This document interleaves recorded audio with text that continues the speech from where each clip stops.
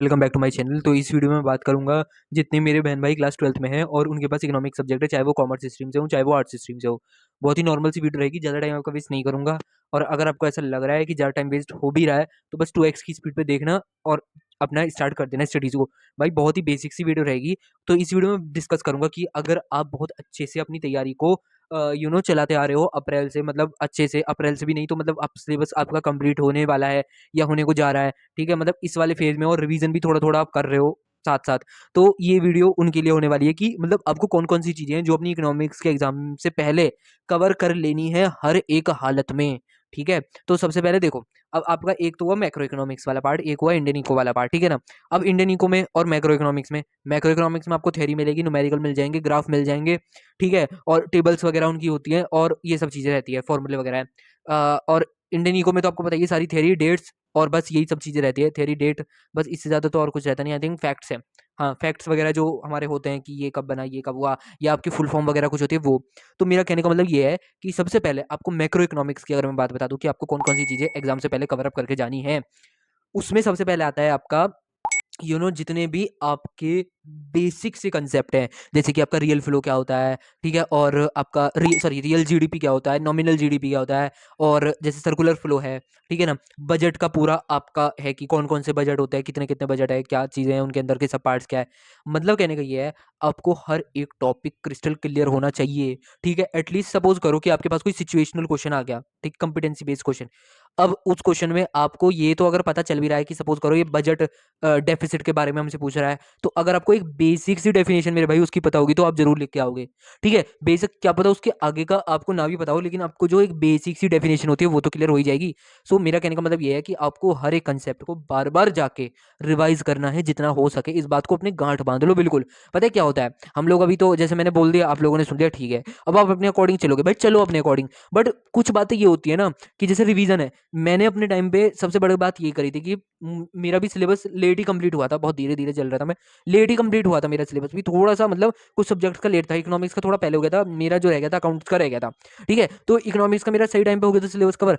तो उसके बाद मैं अपने रिवीजन पे ज़्यादा से ज़्यादा फोकस करा मैंने, क्योंकि मेरे दिमाग में पता है क्या था कि कल को अगर मैं आंसर भी लिख के आऊंगा ना, मैं आंसर लिखाऊंगा, बट मेरे को वो कंसेप्ट तो पता होना चाहिए। अब सपोज करो मेरे कंसेप्ट पता नहीं है, मैं सैम्पल पेपर लेके बैठ गया, करूंगा क्या उसका, देख के फिर उठा के रख दूंगा मैं। तो भाई फायदा क्या मिलेगा हमें उससे, ठीक है ना। तो सबसे पहले आप अपना रिवीजन अच्छे से निपटाओगे मैक्रो इकोनॉमिक्स का।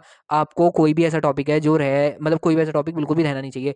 दूसरी चीज, जो भी ग्राफ है बिल्कुल अच्छे से आपको प्रैक्टिस करने हैं हर एक हाल में। मतलब ग्राफ्स का तो बिल्कुल आप ये समझ लो आपको बना के देखने हैं, ठीक है। मैं अपनी भी यही मिस्टेक बता रहा हूँ, 11th में जो मिस्टेक आपने करी भी होंगी, आप खुद भी समझ रहे होगे कि ग्राफ बनाना कितना ज्यादा इंपॉर्टेंट है। जब मैं नया नया आया था 11th क्लास में तो क्या होता था, ग्राफ अपना चल रहा है भाई, अपना नोटबुक लिया और नोटबुक में से देख गए, छुट्टी हुआ। जब एग्जाम में लेके बैठ रहे हैं वो ग्राफ हमारे दिमाग में ही नहीं आ रहा, पता ही नहीं चल रहा है एक्स एक्सिस पे आउटपुट लिखना है, क्वांटिटी लिखना है, क्या लिखना है, वाई एक्सिस पे हमें टी आर लिखना है, पी आर लिखना है, एम आर लिखना है, पता ही नहीं चल पा रहा क्या लिखना है। तो मेरा कहने का मतलब ये है कि जो भी आपका ग्राफ है उसको बहुत अच्छे से तैयार करके जाना, और उसके साथ जो भी आपकी टेबल्स हैं, जैसे कि वो सी आर आर वाला जो आपका कंसेप्ट है मनी बैंकिंग वाले चैप्टर में, जो सी आर आर वाला है उसके साथ एक टेबल वगैरह बनी हुई है, ऐसी जो टेबल्स हैं उनको आपको अच्छे से कवर करना है हर एक हाल में, ठीक है।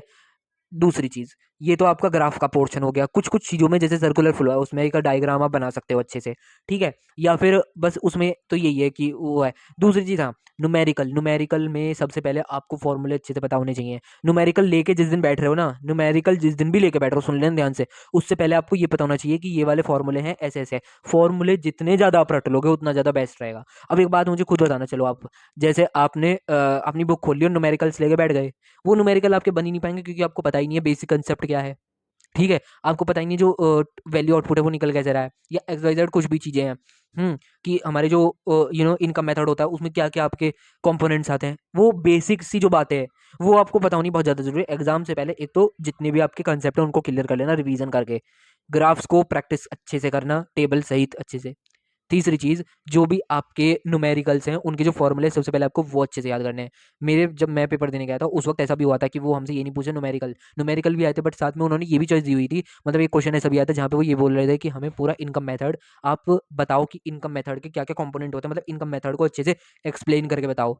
तो इस तरीके का भी आपके जो क्वेश्चन है वो बन के आ जाते हैं। तो आपको सबसे पहले तो फॉर्मूले वगैरह अच्छे से तैयार होने चाहिए, राइट। उसके बाद जैसे आपका मैंने सबको लिख रखा है इधर, जैसे डबल काउंटिंग मेथड है वो बहुत इंपॉर्टेंट है यार, ठीक है। उसका पूरा आपको एग्जांपल देना पड़ेगा कि डबल काउंटिंग मेथड हमारा क्यों हो रहा है, उसके कौन कौन से मेथड्स हैं जिनसे हम उसको हटा सकते हैं। इस तरीके की बातें जो आपके क्वांटिटेटिव एंड क्वालिटेटिव जो भी आपके मेजर्स हैं क्रेडिट कंट्रोल वाले, उनको अच्छे से तैयार करना। मतलब ये तो मैं बहुत बेसिक बेसिक से बता रहा हूँ, मतलब कहने का ये है कि आपको हर एक टॉपिक को अच्छे से कवर करके जाना पड़ेगा। मैक्रो इकोनॉमिक्स का आपको बिल्कुल भी नहीं छोड़ना है।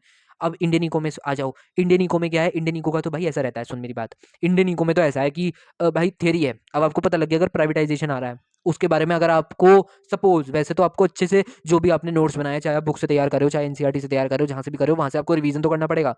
बात यह है कि अगर आपको नहीं भी पता चल रहा है तो आप इंडियन इको में तो ऐसा है कि कोई क्वेश्चन प्राइवेटाइजेशन के ऊपर आया, थोड़ा बहुत हम अपने दिमाग से भी लिख सकते हैं, कहीं कुछ नहीं भी बन पा रहा, कुछ एग्जाम्पल देकर हम कर लेते हैं, ठीक। As compare to micro economics, अगर माइक्रो इकोनॉमिक्स में सपोज करो कि हमें यही नहीं पता बजट डेफिसिट हम किसको कह रहे हैं या रेवेन्यू रिसिप्ट हम किसको कह रहे हैं, तो उसके बारे में हम लिखेंगे क्या, उसके एग्जाम्पल कैसे देंगे, जब हमें कंसेप्ट क्लियर होगा तो उसके एग्जाम्पल वगैरह हम दे पाएंगे, ठीक है। तो मेरा कहने का मतलब ये, इंडियन इको में देखो आपकी जो डेट्स हैं उनको एक पेपर पर अलग नोट डाउन कर लेना, पहले ही सुन लो, एंड के टाइम पे ये मिस्टेक मत करना। मैंने, चाहे मेरे पास पॉलिटिकल साइंस हो चाहे मेरे पास इको हो, मैंने तो भाई सारी डेट्स वगैरह एक पेपर में नोट डाउन कर ली थी। इस वक्त मेरे पास वो पेपर नहीं, मैंने दिखाता आपको, ठीक है ना। मेरी पॉलिटिकल साइंस वाली वीडियो पड़ी हुई है, उसमें देखना मैंने कैसे डेट्स को सारा, मतलब जितनी भी डेट्स हैं सब कुछ एक पेपर पे नोट डाउन कर रखे, बार बार उनको ही रिवीजन करा मैंने, ठीक है। और उसमें से ही आई थी क्योंकि वो सारी बुक की जितनी भी डेट्स थी मैंने सब कुछ उसमें ही लिख दी थी, ठीक है। उसके बाद जैसे आपके फैक्ट्स वगैरह हुए, जैसे आपकी वो होती है, मतलब कुछ कुछ आपकी फुल फॉर्म वगैरह भी आ जाती हैं कभी कभी, जैसे फुल फॉर्म वगैरह होती है वो भी हमें कवर करनी होती है।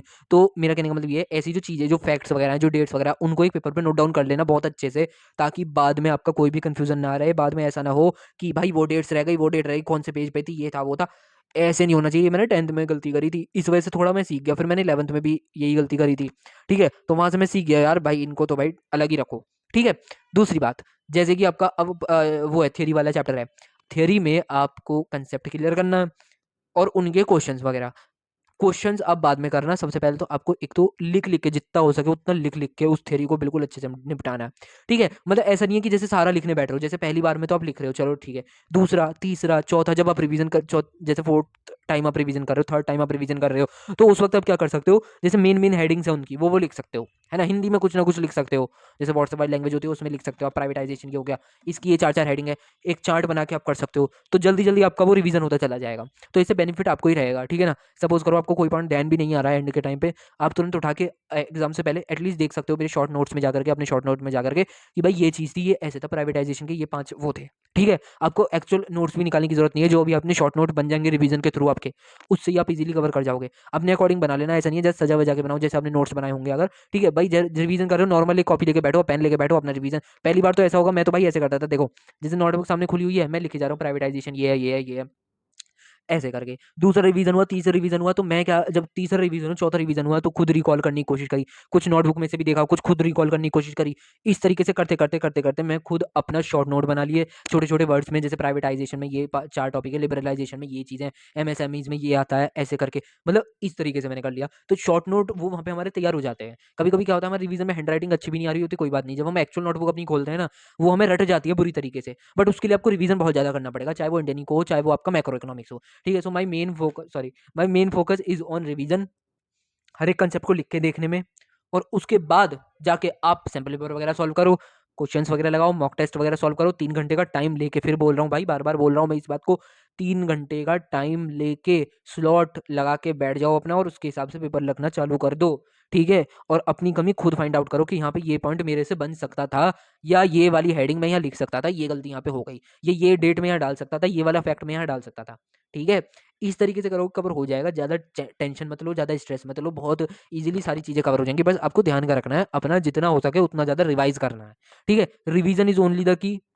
दूसरी बात, एक्टिव रिकॉल करो भाई, जैसे तुम एक बार चलो नोटबुक में से देख रहे हो, दूसरी बार आप नोटबुक में से देख के रिवाइज कर रहे हो, लिख लिख के कर रहे हो सारी बातें, उसके बाद खुद भी थोड़ा रिकॉल करने की कोशिश करो। वो रिकॉलिंग पता है कब हो पाएगी आपकी, जब आपका एक थोड़ा अच्छे लेवल का रिवीजन हो जाए, और साथ के साथ आप अपने मॉक्स वगैरह लगाना स्टार्ट कर दो, ठीक है। जो तो आपने रिवीजन भी हो रहा है और साथ के साथ आप अपने मॉक वगैरह भी, सैम्पल पेपर वगैरह भी सॉल्व कर रहे हो, तो आप वहां से रिकॉल कर पा रहे हो। ले जो कहने का मतलब ये है भाई आपसे, कि बस लगे रहो, ज़्यादा स्ट्रेस मत लेना, ठीक है। हो जाएगा, बहुत अच्छे से क्लियर हो जाएगा, बहुत अच्छे मार्क्स आ जाएंगे भाई। देखो इस वक्त पढ़ लोगे यार, सच बताऊं ना, यही बाद में आपको मोटिवेट करेगा। मैं हर एक वीडियो में यही कहता हूँ कि आपका जो रिजल्ट है वो आपको जिस दिन आ गया होगा, उससे आगे जो आपकी एक जर्नी होगी ग्रेजुएशन वाली, पोस्ट ग्रेजुएशन वाली, उसमें आपको मोटिवेट करेगा वो, ठीक है ना। तो इस बात को बिल्कुल गांठ मत दो और लगे रहो अपना। ये मत सोचो कि मेरा सिलेबस रह रहा है, सिलेबस रह रहा है तो भाई कंप्लीट करना, रिवीजन करो अपना, ठीक है। तो इस तरीके से, और जो भी डाउट हो अपने कमेंट सेक्शन में आप बता देना। जो भी डाउट हो आप मेरे से यूट्यूब पे जाके डिस्कस कर सकते हो, मतलब कमेंट सेक्शन में ऑफ कोर्स, और इंस्टा पे भी मैसेज कर सकते हो मेरे को। I will be definitely message, ठीक है। कोई भी ऐसा पॉइंट है जो आपको समझ नहीं भी आ रहा है, या कोई ऐसी बात है जो नहीं क्लियर हो पा रही है बोर्ड से रिलेटेड, कुछ भी XYZ, आप मेरे से डिस्कस कर सकते हो। I am will be there for you, ठीक है। थोड़ी मिस्टेक हो गई तो बाय बाय, टेक केयर, और भाई लगे रहो बस, बेस्ट ऑफ लक।